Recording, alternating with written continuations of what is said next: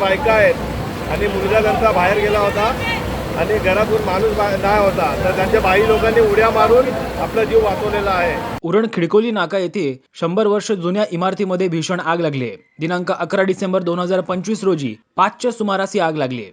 आग लागल्याची माहिती घरातील रहिवासी यांना मिळताच घरातील सदस्यांनी खिडकीतून उड्या मारून पळ काढला.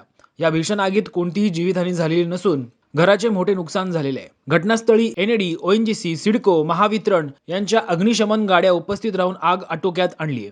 निर्भीड शोधसाठी शिवक गायकवाड, उरण. हसन पाटकरचा घर आहे.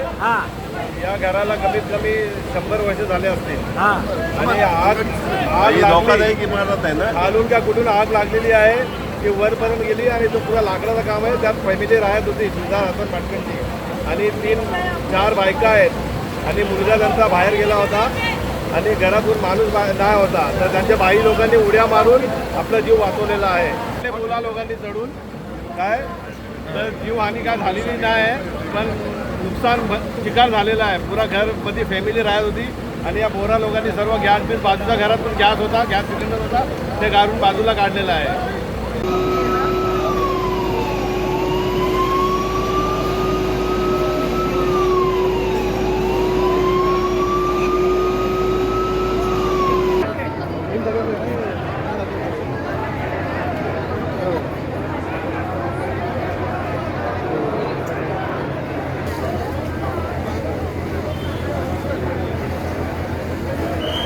महाराष्ट्रातील सर्व जिल्ह्यातील ताज्या बातम्या आणि घडामोडींसाठी सबस्क्राईब करा आपल्या हक्काचे निर्भीड शोध लाईव्ह चॅनल आणि दाबा बेल आयकॉन.